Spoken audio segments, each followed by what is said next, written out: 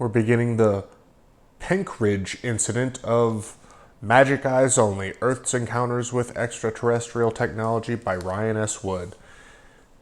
Penkridge, England, February-March 1964. In 1991, a late UFO author and collector of crash retrieval accounts, Leonard Stringfield, revealed that he had been provided with details of an alleged 1964 UFO crash in England. Stringfield's source, S.M. Brigand, said that at the time in question he was stationed aboard a specifically rigged LST, a flagship, aka spaceship, that was attached to a naval amphibious force at an unspecified point in either the Caribbean or Atlantic. Brigand's specialty was the translation of intercepted Soviet military transmissions, and he recalled one particular instance when an amazing coded message was received at the ship's crypt machine room. The message was given to Brigand, and he set to work translating its contents. Almost immediately, he realized that this was no ordinary interception. It told of a UFO overflying Europe that, for reasons unknown, had malfunctioned and plummeted to Earth. Whether by accident or design, as the UFO descended, it broke into two parts, the chief section of which crashed in a large area of forest in England known as Cannock Chase, near the town of Penkridge, Staffordshire, while the remains hurtled on until they slammed into the ground somewhere in West Germany. As Brigham continued his work, learned that U.S. Air Force intelligence was implicated in the recovery, and not just the UFO. 3 dead personnel had also been found. The enormity of the event became apparent. Other U.S. forces became involved, as did various elements of NATO. Interestingly, despite the crash having occurred in the mid-1960s, Brigand remained cautiously near 30 years later about revealing too much information, Stringfield noted. Brigand admitted there was more to the hidden incident involving coded information that he preferred to keep it confidential. The Brigand disclosure, while sketchy, may spotlight only the tip of the iceberg as to the scope of military crash retrieval operations in foreign lands. I'm just skipping words today, aren't I? If such incidents are to be secreted, it is my suspicion that U.S. Special Retrieval Teams have been and still are prepared to go into action into any crash location within its sphere of military or economic influence, such as was exercised with NATO in the artifact retrievals in England and West Germany. The details of the case provided to Stringfield were immediately brief, but a breakthrough was made 5 years later in the summer of 1996 by Nick Redfern and Irene Bott, then president of the Staffordshire UFO Group, based in the town of Rugeley, only a few miles from where the alleged crash at Penkridge had occurred. Intent on promoting her group's activities in the area, Bott gave an interview to the nearby Brentwood Post newspaper in which she revealed details to the Penkridge incident as revealed to Stringfield by his source. Brigand, several days after publication of the interview, Bott reviewed a letter from one Harold South, who lived in the nearby town of Brown Hills. According to South, not only did he know the location of the crash site, He had witnessed the recovery of the object by the military, and the result was both interrogated and warned to stay silent by the local police. On 11 December 1996, Redfern and Butt visited Harold South in his Brown Hills home. On their arrival, South told them that barely an hour earlier he had received a disconcerting telephone call from the Ministry of Defense police that had almost caused him to cancel the interview. However, he said, he would proceed as previously arranged in a tape-recorded interview. South began. It was about quarter to 10 on the morning, a weekday, either February or March 1964. At the time, I was working as a washing machine repairer. My area was north of Cannock, and I'd been over there to drop off a part before starting my calls. I was driving my van towards Penkridge from Cannock. About 2 miles after Cannock, I came to a roadblock manned by Army, police, and Royal Air Force personnel. The police were shepherding the traffic, but the military were standing by. I didn't see any arms, but they had batons, truncheons. I looked over to the right, and there were RAF aircraft transporter in the field. A unit and trailer. I thought, oh, it's an aircraft they're transporting, but it was funny it being in an airfield. I always used to carry a camera in the van, and I thought, I'll get a shot of this. But before I had a chance, we were stuck in the roadblock. The police came over and said, you'll have to make a diversion. I headed back to Cannock, but me being a nosy person, I stopped the van about half a mile up the road and sneaked back across a couple of fields. As he approached the field via the seclusion of the Cannock Chase forest, South realized that all was not as it should have been. Though keeping his distance, he could not fail to see that the field was by then swarming with police, some in Royal Air Force uniforms, other in Army fatigues. Most interestingly of all was a team of people who looked like scientists.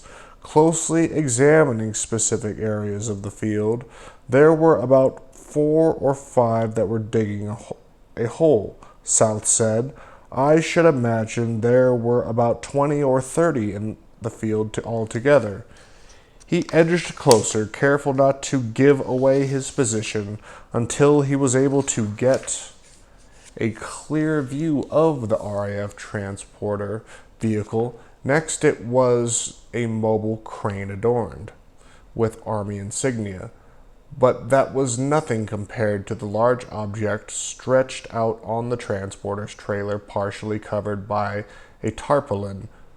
Far from resembling a conventional aircraft, the object appeared to be triangular shaped. Of course, a million things went through my mind, South said, anxious to obtain some form of record. He had brought his camera with him from the van and managed to secure a couple of snaps. He then headed for his van and exited the area with the utmost haste. His actions, however, have not gone unnoticed. I got back home, put the van in the garage, and my mother said, "You've got to report to Block Switch Police," South continued. I thought I'd better not go to the police station in the van, so I got my motorbike, went to the station, and was ushered upstairs. In this room was a police inspector by the name of Reed, a PC by name of Robert Bull, and a female plainclothes person taking notes. They started questioning me. They said I was observed taking photos of an incident at Penkridge, and they wanted the film. They got a search warrant to search my home, and the officers that went there told my mother they were looking for a stolen camera. My mother, being naive, said, "He's got a camera, but he hasn't stolen it. It's in the van." She gave the camera to them, and they gave her a receipt. By about midnight, I should imagine, I was released from the police station. The police didn't even mention the object they wanted. They just wanted to know afterwards. About 3 weeks, the camera was returned to me by post. It was in a parcel postmarked Melksham, Wiltshire. There were a few RAF bases around there. I only got the camera back and not the film, but they did put a new film in. Me being a bit nosy, I started asking people in the area if they knew what had happened. First, I heard that there had been some UFO activity in the area on the motorbike club night at Hendonsford, a nearby town. I was asking one or two of the people. I didn't mention anything about what had happened to me, but they said there had been some UFO scares. I was also told that there was a rumor going around that a UFO had crashed and had been retrieved by the military. Redfern then asked South about the call he had received from the Ministry of Defense just before their arrival. South replied that the caller claimed to be from the MOD police, and the call was to do with a complaint. They gave me a number. I was to call them back on, but I didn't. "That's the number, is it?" Bot said, pointing to a sheet of paper on South's desk. "Yes. Can I dial 1471? In UK, dialing 1471 provides the number of the last incoming call." South nodded. Sure enough, a number was revealed, but not the one that South had been requested to call by his mysterious Ministry of Defense police source. When Bot dialed the new number, it was answered by a military operator somewhere in the Midlands. Bots quickly learned that the military operator was responsible for channeling calls both to and from military establishments in the Midland areas. The call to South could have come from any one of a number of military locations in the general vicinity, and since any such calls would be routed via operator's office, dialing 1471 would reveal only the operator's number and not the original source of the call. Bot then dialed the number that South had been requested to call. "Guard room," said an unidentified male voice. Bot said, "Could you tell me what this number belongs to, please?" "This is the guard room. I'm a little confused. I'm dialing a number that was given to a gentleman at this address to ring." "Can I have your name, please?" Bot wavered. "Well, I'd like to know why he would be getting a call." "I wouldn't know," the voice replied. "Nobody called from here in the last 20 minutes. I've been here. Where are you?" "Brown Hills. You where?" "Lynchfield. This is the army base at Lynchfield." "So you're at Whittington?" "Yes, that's right. What's your name?" "Mr. Law from the MGS." "What does that stand for?" "Ministry of Defense Guard Service." "The call hasn't come from here." The conversation was terminated. Redfern, Bot, and South discussed the implications of the morning's events. Bot had telephoned South at 9 a.m. to advise him that she and Redfern were on their way to interview him. Within the 15 minutes of her call, the Ministry of Defense police were on the phone to him. The possibility that this was mere coincidence seemingly be remote. Why would the Ministry of Defense police be telephoning a retired washing machine repairer in his 70s? There had to be a connection with the events of early 1964. But what was so important about that decades-old incident that warranted apparent ongoing MOD involvement more than 30 years later? And was the call to South from the MOD evidence that the activities of Redfern and Bott were being monitored? I did indeed appear that someone somewhere knew that the pair had made arrangements to meet with South, since the only contact with South had been via Bott's cell phone. This suggested the presence of some form of eavesdropping operation. Redfern had previously come across a number of people involved in UFO research whose activities had been monitored at an official level. There was Omar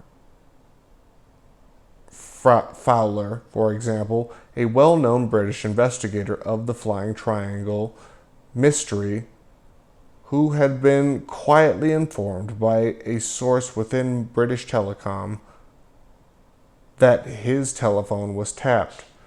Pursuing the Interception of Communication Act of 1985, Redfern had learned that domestic telephones are supposed to be monitored only with the express permission of the government's Home Secretary. However, in an urgent case, a warrant can be issued by a senior civil servant.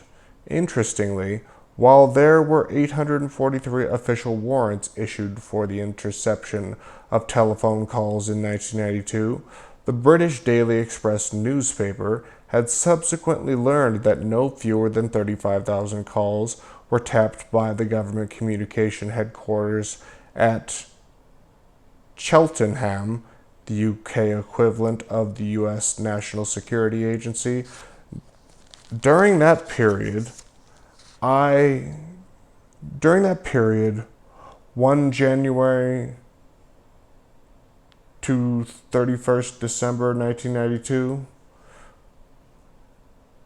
reflecting on Harold South's strange call from the Ministry of Defense Police, it seemed to Redfern that Bott almost as if a game was being played. When speaking with South, the MOD made no attempt to block their telephone number. It was uncovered in seconds via the 1471 system, and South was even supplied with a number to call at Whittington Army Barracks. There seemed only one conclusion. Somebody in the intelligence or defense community wanted to let Redfern and Bott know that by probing into the complexities of the Penkridge crash, they had opened up a sensitive can of worms. If the intent was to simply keep everything under wraps, why not employ someone to pay South a visit and request his silence? Had this occurred and South had told Redfern and Bott that he had changed his mind about talking, neither of them would have been wiser. In letting the pair know that South's decision to talk had sparked renewed interest on the part of an anonymous agency that was the intent really to dissuade Redfern from Bott from pursuing the truth? Or was it possibly a subtle attempt to spur them on? If the call to South was indeed an attempt to convince Redfern and Bott that the case was valid, was the case officially sanctioned, or was it from a sympathetic insider who who was trying to subtly break the case open without compromising his or her identity. Most important of all, what was that mysterious craft recovered by the military more than 30 years ago from a Penkridge field? Thus far, there are no conclusive answers to any of these questions. By Harold South's account, his film was eventually confiscated, but he had photographed something that the military wanted to keep under wraps. In view of this object, could the object have been some form of experimental aircraft? Taking into consideration the unique shape of the object, the testimony to Leonard Stringfield from S.M. Birmingham, the ongoing interest in the incident on the part of the Ministry of Defense more than 32 years later, this possibility must be considered extremely unlikely. If an intriguing footnote to this incident is a letter contained within the now declassified UFO files of the Ministry of Defense from 1996, written by an American UFO researcher, Robert S. Studer of Savage, Maryland. On 27 April 1966, Sutter contacted the MOD seeking to obtain verification of a persistent rumor here in the USA. The rumor referred to an unidentified flying object that had been shot down over the UK several years ago, and they allegedly contaminated the remains of a once living organism. Predictably, Sutter received a reply from the Ministry of Defense denying any knowledge of such an occurrence. But the timing of Sutter's letter is interesting. With its reference to a UFO retrieval in the UK several years ago, a good match for the Penkridge incident of 1964, was this perhaps the first reference to their Penkridge crash to turn up in officially declassified files? And was there a connection between the bodies reportedly recovered at Penkridge and the once living organism described by Robert S. Sutter? If answers to these questions are known, they surely remain buried within the vaults of the Ministry of Defense, and the identity of the strange craft at Penkridge remains a mystery. And this is the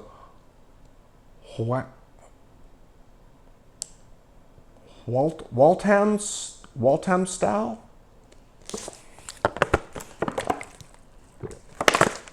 That don't even sound like English. Walthamstow, England, April 1964. Housed at the National Archives, Kew, England, and found within a formerly classified collection of UFO data and reports that was compiled by British military defense in the period of 1963 through 1965, is a solitary newspaper clipping that describes an intriguing event that occurred in early 1964. According to the clipping, at 8:43 p.m. on the evening of 13 April 1964, bus driver Bob was driving alongside the River Lee in the town of Walthamstow when his attention was drawn to a fast-moving aerial object that had barely missed his bus as it plunged into the depths of the river. All the time, Fall recalled, I just glanced into the sky and saw something coming towards me very, very fast.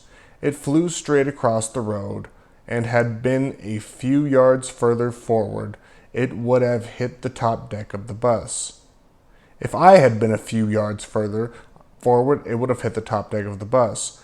At first, I thought the back windows of the bus had come in, and as I turned around, I saw all the passengers looking out towards the river. There was a big splash in the water. I stopped as soon as I could report it. In response to Bob Fall's report, the local police amusingly ventured that Fall In response to Bob Fall's report, the local police amusingly ventured that Fall had possibly been startled by nothing stranger than four ducks flying in formation. Strange sentence. Fall's a person. Fall was quick to discount this particular novel theory. The thing was at least 9 feet long, cigar-shaped and silver, he insisted. If it had been a bird or birds, I would have seen the wings. Besides, it was going too fast. As a result of the media publicity afforded this venture, the British UFO investigator Ronald Caswell of Harlow, Essex, England, looked into the case and uncovered a wealth of data that had been almost completely overlooked by his contemporaries. Caswell also decided to keep the British Air Ministry informed of the progress of his investigation. He wrote to the Air Ministry on 29 April 1964. From newspaper reports, it appears that an object approximately 9 feet in length, shaped from the side like a cigar, silvery in color, fell from the sky, skimmed past the front of a 123 bus, struck the bank, and crashed into the River Lee, just missing the Ferry Lane Bridge. Caswell continued that he had gone to Ferry Lane to make inquiries and learned that the object had plowed into several telephone wires. I have a piece of one of the telephone wires broken by the object, he wrote. A newspaper shows great coils of it on the towpath. The police spokesman's suggestion that a duck or even 4 ducks could have broken those wires is ridiculous. Neither could a swan. The length of the wire across the river could have moved away at the pressure of a plummeting bird. And the bird would certainly have been badly injured if not killed. Caswell further added that while walking the length of the river, he had come across a river policeman working near the lockkeeper's house. It turned out that the talkative policeman had himself been present at 11 p.m. on 13 April 1964 and had assisted officers from the nearby Greenleaf police station in dragging the river.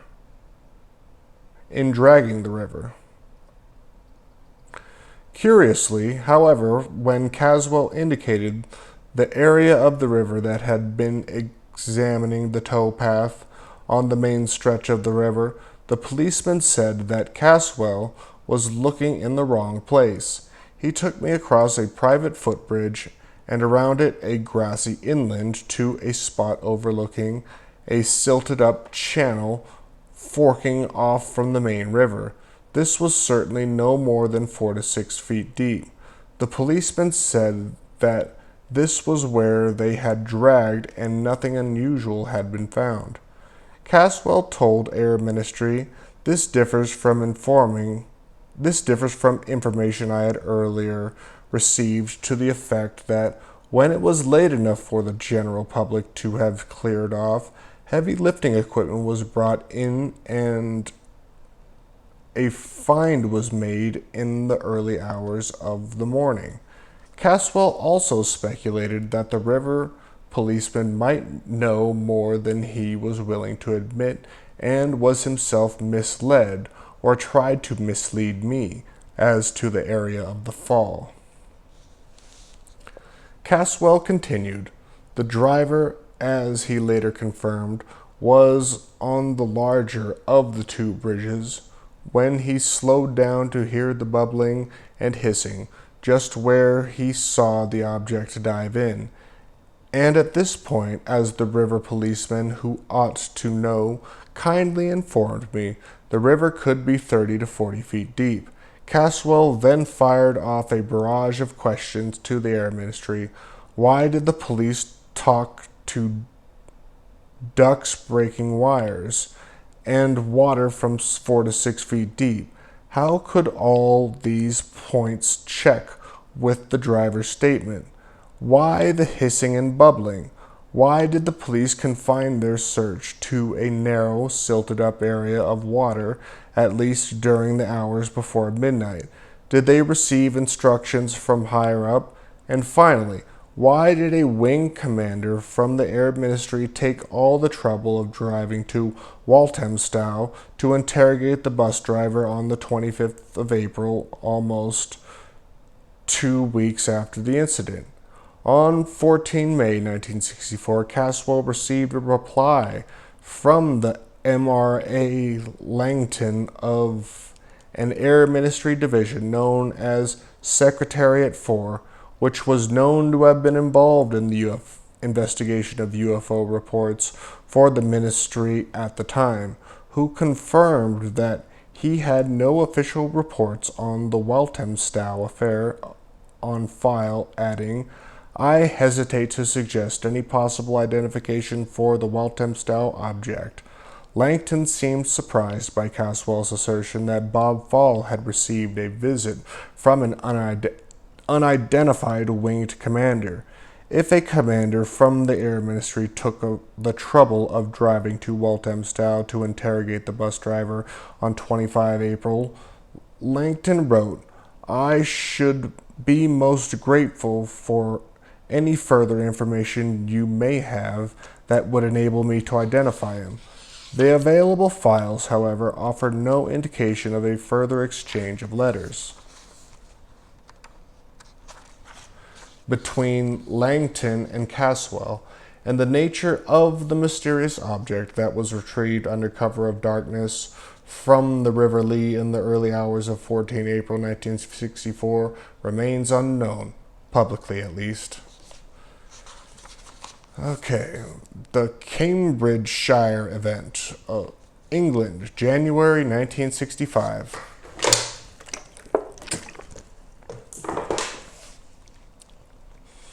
In the early part of 1996, the British Ministry of Defence (MOD) declassified under the terms of the government's 30-year ruling legislation designed to ensure that all documents, regardless of classification, were withheld from public scrutiny for a minimum of 30 years. A file that detailed a variety of UFO reports that the MOD received during 1965. Contained within the file was an 11-page report concerning an unidentified object that was seen to come down in the vicinity of March, Cambridgeshire, England on 5 January 1965. A man named Max Barron, one of those who witnessed the descent of the object, as quickly wrote the Meteorological Office Unit MOU at Huntington Road, Cambridge. Barron said, "Whilst in the sunlight it remained visible, giving the appearance of a curved object, perhaps a parachute, but I would have thought too fast for that. Before falling too low to be visible in the low sun, it appeared to be falling to a point perhaps a mile or two southeast of the town center from where I was watching. There could be... What could the falling object have been?" The senior meteorological officer at Cambridge immediately contacted his headquarters at Bracknell, Berkshire, regarding Barron's letter. Recognizing that this was a matter for the Ministry of Defense, Bracknell prepared a one-page memorandum for the MOD outlining the facts. The MOD quickly swung into action. According to a one-page handwritten note contained within the file, the police at March had been directed by the MOD to look into the matter. The police sent a car out to look for the object in the vicinity of the 16-root drain, but without success, stated the note. The MOD also put numerous questions to a host of other official departments as it sought to locate and identify the UFO, including the Royal Navy, the Ministry of Aviation, and various civil aviation bodies. Whatever the object was, the MOD claimed it was not a piece of military hardware. Things which may on occasion fall from the aircraft include extra fuel tanks, drag chutes, cockpit canopies, access panels on doors, and sometimes accumulations of ice. The MOD informed Max Barron, "We had looked carefully into all these possibilities so far as our own aircraft are concerned, but have drawn a blank. In retrospect, however, it is clear that the Ministry of Defense was keeping its opinion on the case very close to home. If we have nothing to say, the sooner we say it, the better." Recorded one MOD official in an international recorded by one MOD official in an internal report on the case. International. A statement that effectively ended the exchange between the MOD and Max Barron. If further data on this case exists within the archives of the MOD, it has yet to surface publicly. Next incident, the Republic of the Congo, October 1965. Under the terms of the Freedom of Information Act, the CIA has declassified a practically illegible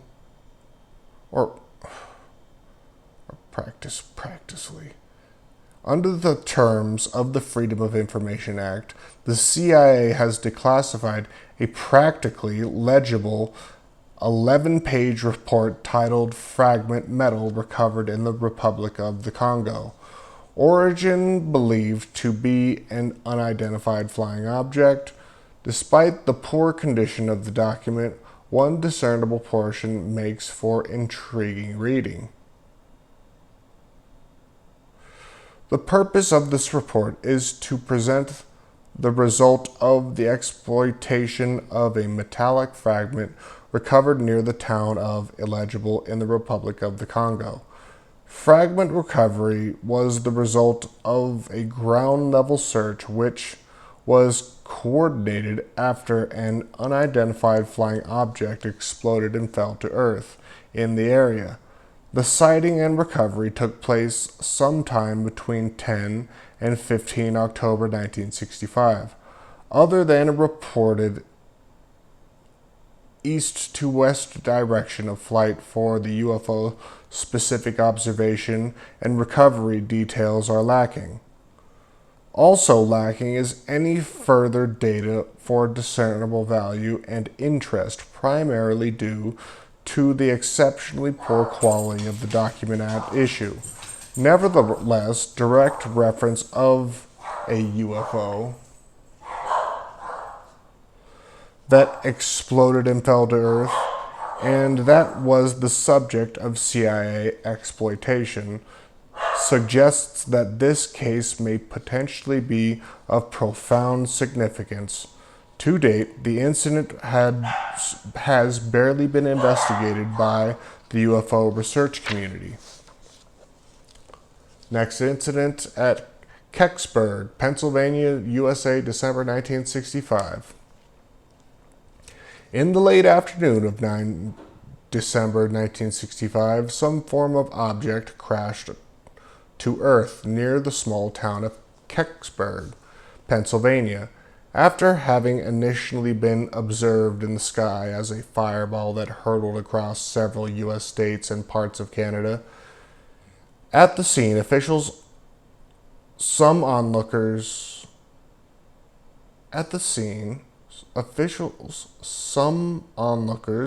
that a meteorite had fallen. However, the next day, both local authorities and the U.S. government declared strongly that nothing had fallen that night and that As a result, nothing of any substance was found.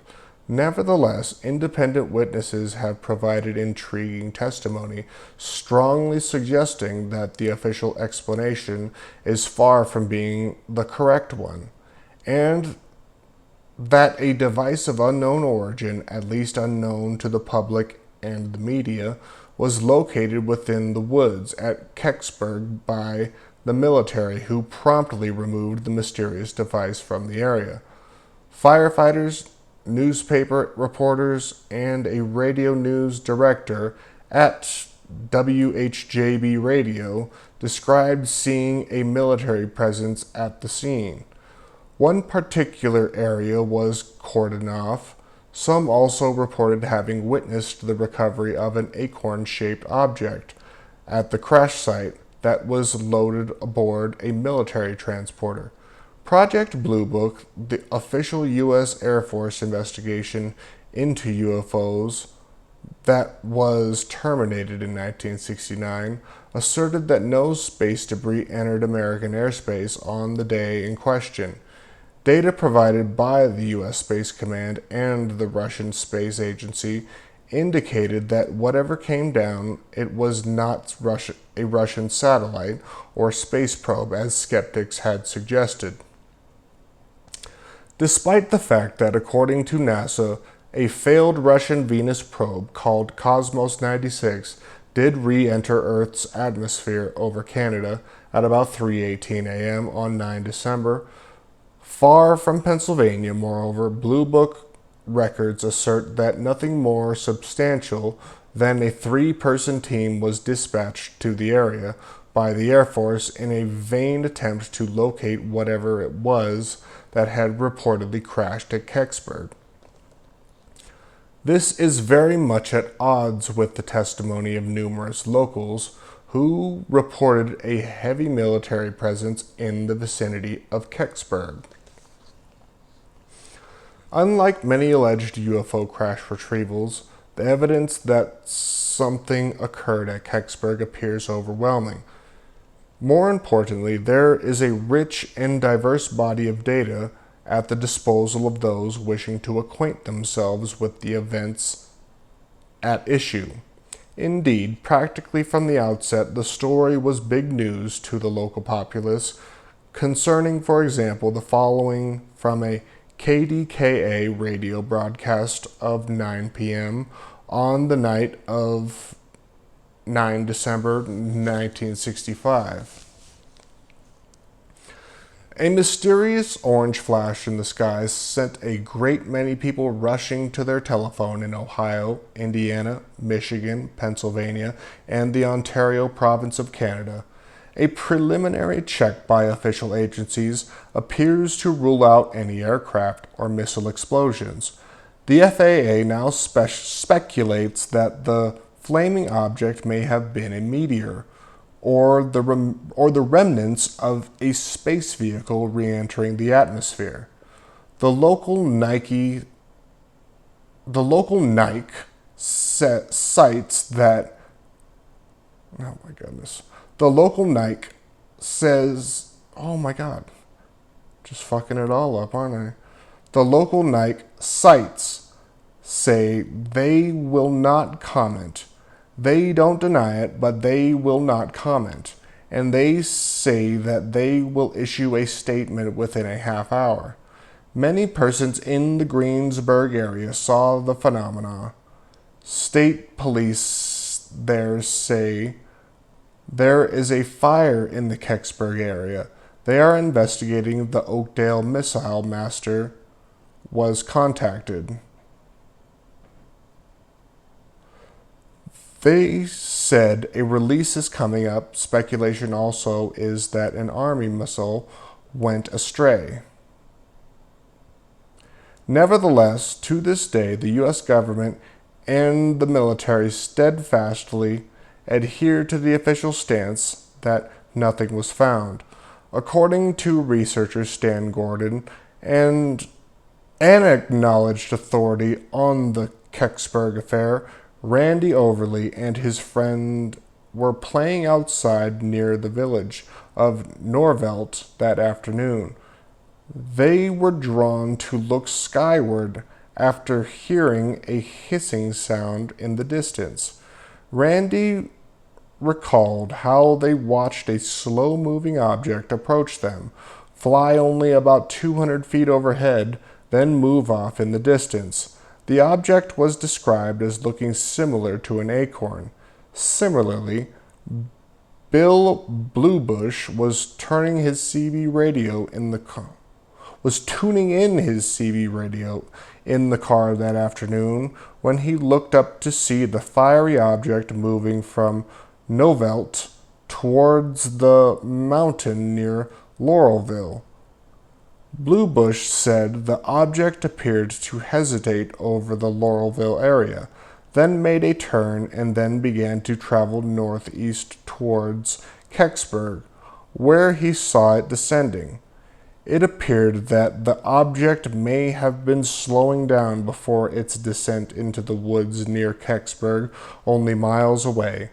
As to the retrieval of the Kecksburg object, Gordon reports, in 1990, previous to the Unsolved Mysteries broadcast of their Kecksburg UFO episode, I was contacted by a man who provided me with detailed information concerning his experience as having been a member of an Air Force security team at Lockburn Air Force Base near Columbus, Ohio, which guarded the object during the early morning of December 10, 1965.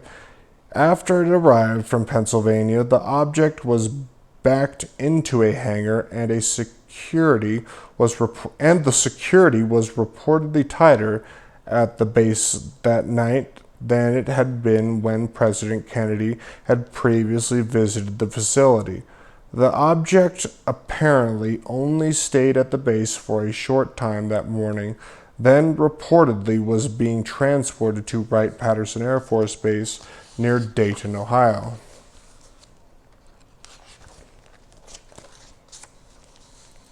Other credible sources have confirmed to Gordon's story about the object having been transferred to Wright-Patterson. Gordon states, after the Unsolved Mysteries episode aired on the Kecksburg incident, many new leads came to my attention, both locally and nationally. One important report came from a truck driver, Myron, who stated that in 1965 he had worked for a large supply company in Ohio. A few days after the incident in Pennsylvania, a Navy officer came to that supply house and ordered a large quantity of a special type of glazed brick that was to go to Wright-Patterson's facility. Another truck driver has verified that he took the first load of that brick to the base the day before Myron made his delivery. The witness said that he saw a flatbed trailer with an object shaped like a Liberty Bell under a tarp sitting upright on it. Myron and the other driver both went to the base the next day with their loads of bricks. Myron observed armed men in white coveralls who were going in and out of a warehouse building on a regular basis, and being curious, he approached the entrance of the building. Inside, he observed a bell-shaped object that appeared generally dull copper or bronze in color with strange markings which was surrounded by scaffolding. Myron said that once it was determined that he wasn't supposed to have seen what he did, he was threatened. He was also told something to the effect that in 20 years this will all be public knowledge. Myron said the only reason that he had called me now was that he thought that it would be okay to discuss what he saw since it was now on TV. Myron said that the brick was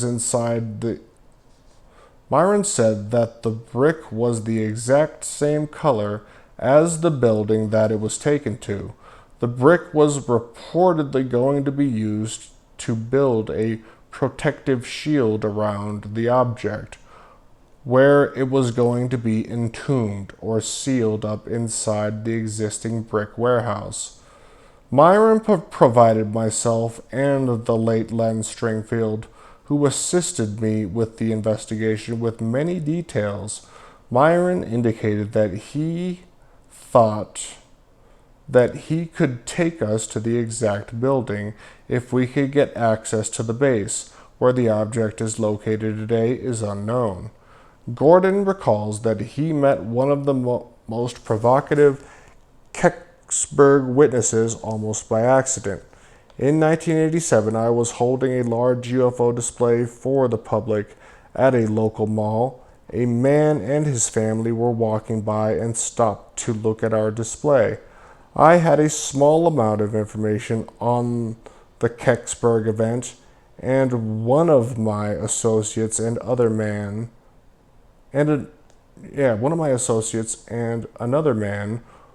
were talking about the case. The man who was with his family spoke up and asked if they were talking about the UFO incident near Kecksburg. They acknowledged that, and the man went on to say how he was on one of the search teams that found the object in the woods. That man was Jim Rodminsky. Rodminsky was not from Kecksburg, and apparently he hadn't been back to that area since the night of the event in 1965. Gordon and other researchers interviewed Romansky, and he was able to provide a lot of details about what he saw and experienced that night. George Lutz and Gordon then went with Romansky to the general area of the crash, hopefully that he could recall the exact location where he saw the object on the ground. Lutz and Gordon told the witness nothing at all about the tree damage in the area or our thoughts of where the object might have fallen. He walked around for quite a while. There were some landmarks that he recalled seeing that night that he was looking for. After a period of time, he indicated a location to us that was most intriguing. It was the general location where he estimated from the damaged tree path that the object had fallen. Jim indicated that the night he saw the object, it was dark, the searchers had only flashlights, and he was unfamiliar with the area, but it looked like the object may have made a trench as it came to rest. Yet, right next to the location was a dry wash that could give one an impression of looking like a long trench in the dark. It now appeared that the object fell into that wash area. Gordon's investigation began to pick up momentum. A year later, in 1988, a tip was received that another resident not far from Kecksburg had also gone down in the woods that day in 1965 and saw the object on the ground soon after it fell. That lead was important as it led us to Bill Bluebush. The witness was contacted and he confirmed that he had indeed seen the object in the woods. He was interviewed and he agreed to take us down into the woods and show us the spot where the object landed. Bill took us down into the woods from a different entrance than we had gone in with Romansky. Down the hill from Meteor Road, the location from where he had observed blue arching lights down in the woods when we arrived at the location. Bill took us to a particular tree that he had stood behind that day where he observed the object. From behind that tree, he pointed out the location where the object had rested. It was the same spot that Romansky had taken us to. This location is on private property. I am not pinpointing the exact location for this reason. Within days after the location fell to earth, location.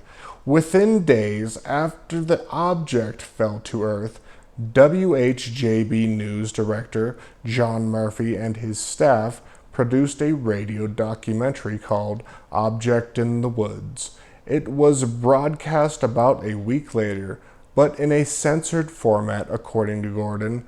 This was reportedly because some witnesses who had been interviewed for the show had suddenly changed their minds and didn't want their statements aired. Gordon says, it was stated in the broadcast that one witness was afraid of the state police, and another was afraid of getting into trouble with the army. And Linda Foshia,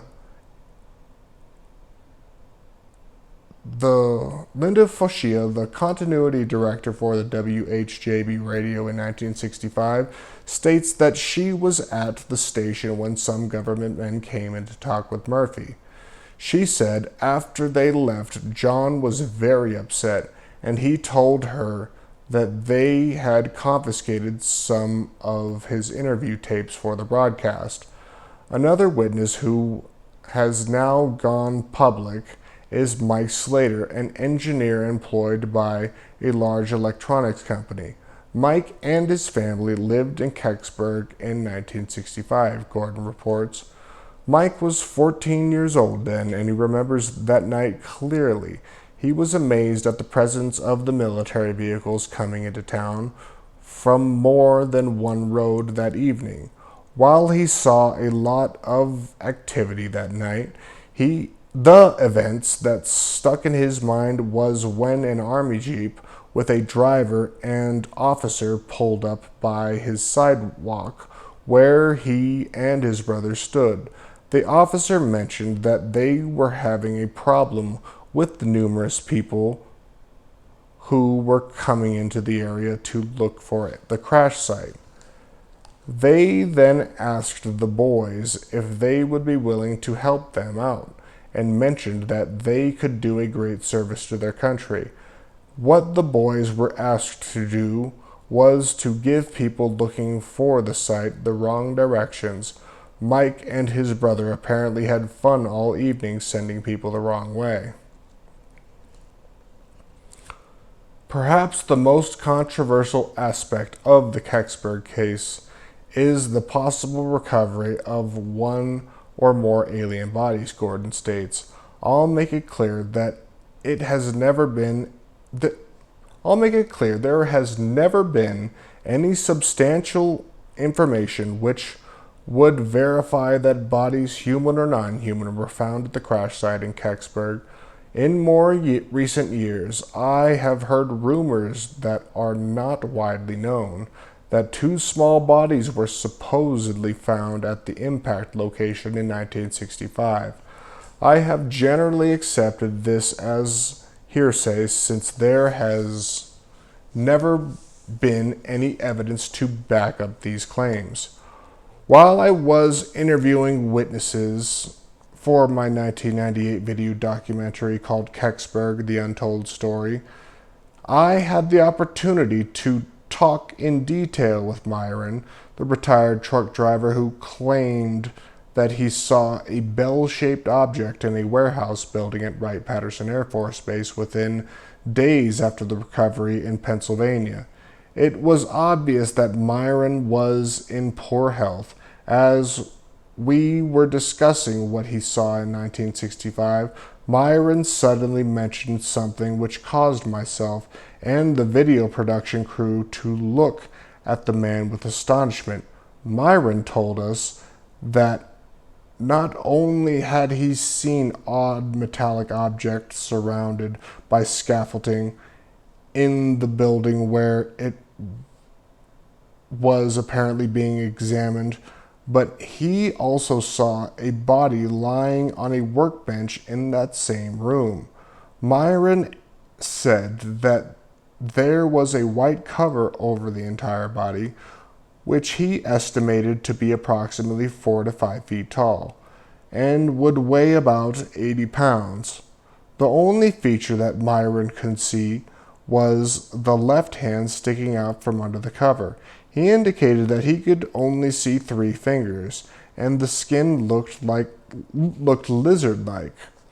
Another source who had been interviewed by Stan Gordon is Joel, who says that he was out in the woods at the same time of the recovery and, from a hidden position, watched as events unfolded. According to Gordon, Joel hid behind a tree and watched as various people began to enter the woods.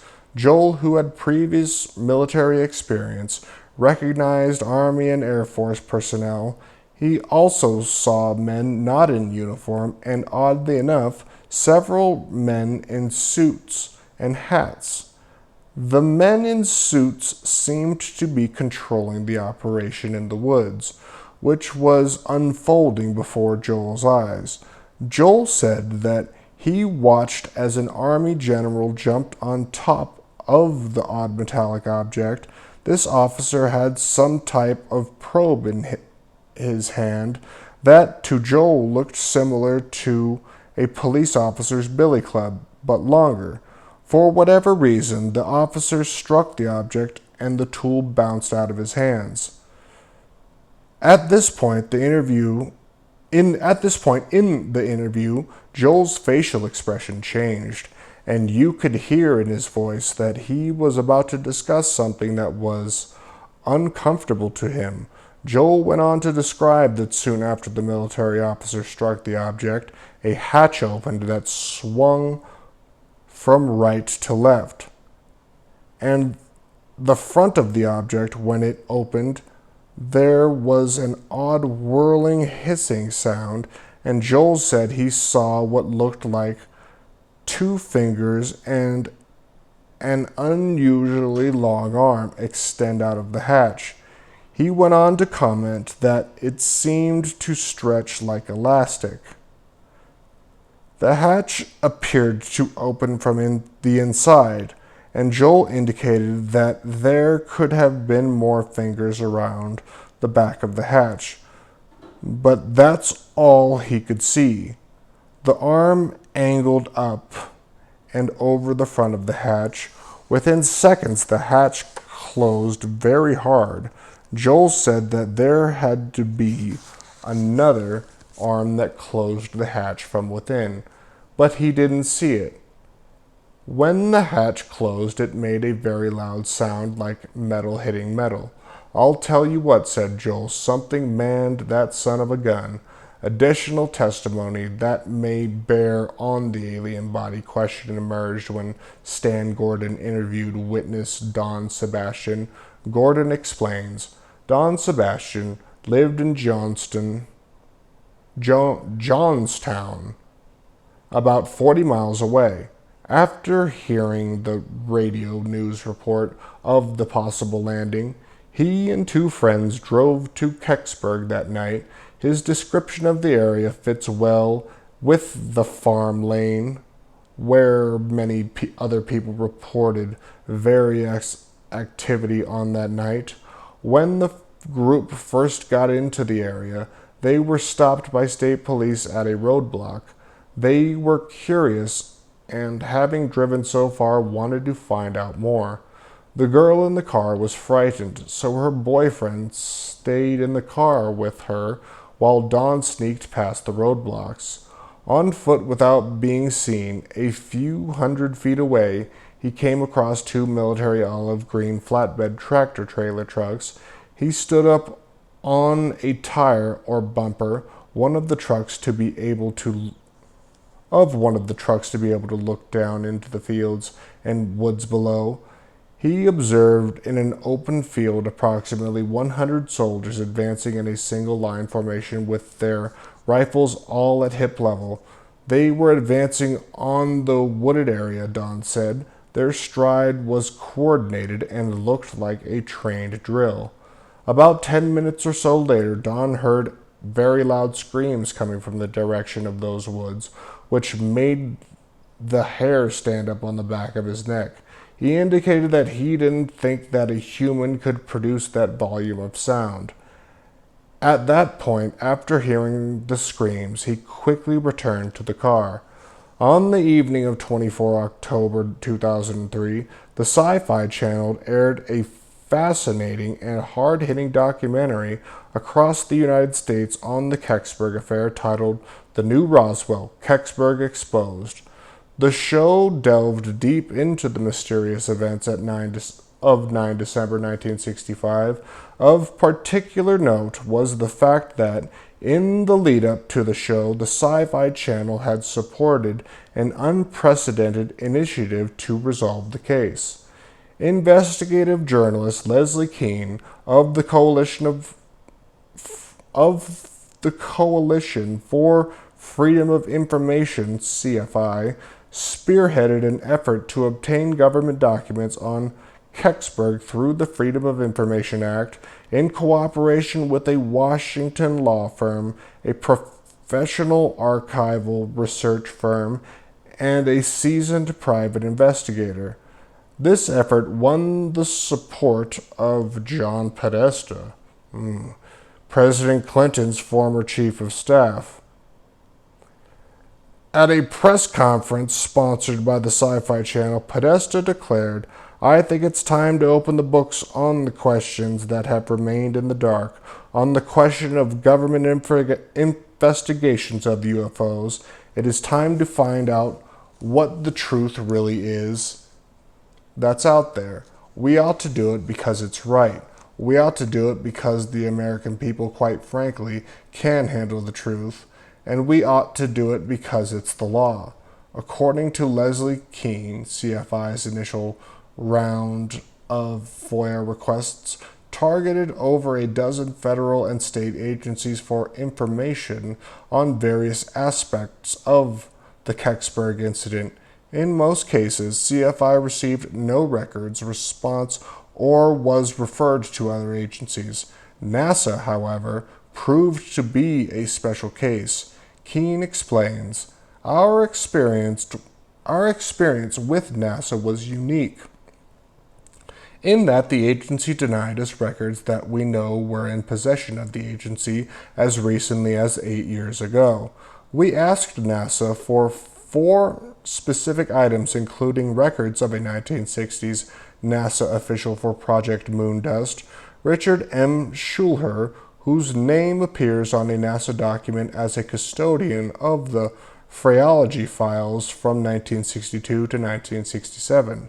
The phrenology files consist of reports of space objects recovery, analysis of fragments to determine national ownership and vehicle origin.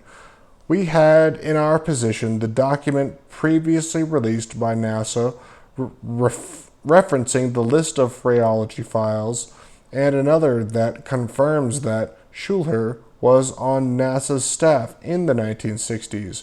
We believe his files at NASA might make reference to the Kecksburg incident. Our private investigator determined that Richard Schulher died in 1987, and our attempts to contact family members were unsuccessful. We had every expectation that NASA would send us material previously released. Instead, it provides us a no records response on these documents and others that we know in its possession previously. In addition, we requested information on Cosmos 96, the Russian space probe that went down the same day as the Kecksburg object. NASA could not provide records on this either. On May 9, 2003, the law offices of Lobel, Novins, and Lamont filed an administrative appeal under the Freedom of Information Act with NASA, which included 5 exhibits showing NASA that it had previously released the request information that Schulher did indeed work for NASA. We won this appeal, and NASA promised an expedited response to our requests. After waiting 4 months and receiving nothing, we announced our intent to file a lawsuit against NASA at a Washington press conference on October 21, 2003. This turn of events was widely covered by the media, including a serious spot on MSNBC. Nothing serious about MSNBC. The next day, a NASA official contacted CFI attorney Lee Helfrich to say the agency was forwarding 36 pages of documents responsive to our FOIA request and apologized that it had overlooked sending out the results of its research sooner. After 10 months of pursuing the records in Washington, D.C. through the Freedom of Information Act, NASA had finally responded to the public pressure. When the promised documents arrived a few days later, they were useless. Unresponsive to our request, they provided no new information. We filed the lawsuit on December 9, 2003, the 38th anniversary of the Kecksburg incident, in U.S. District Court for the District of Columbia after waiting a year for information pertinent to the Kecksburg case. I think it's fair to say that we have truly entered the realm of science fiction in Washington, D.C., commented John Podesta, when it's fair game to disclose the identity of a clandestine CIA agent, but not the records of an unexplained crash in Kecksburg, Pennsylvania that occurred 38 years ago. As of this writing, in August 2005, CFI's lawsuit against NASA has not been resolved. Whatever the eventual outcome, Keene says, that it will likely be only the first of several lawsuits against government agencies, including the U.S. Army, U.S. Air Force, and the Department of Defense, all of which have been stonewalling efforts to obtain records on the Kecksburg incident under the Freedom of Information Act. If you have any information on the Kecksburg incident, please contact Stan Gordon via email at paufo@westtoll.com or call him at 724-838-7768. Well, that's it for today.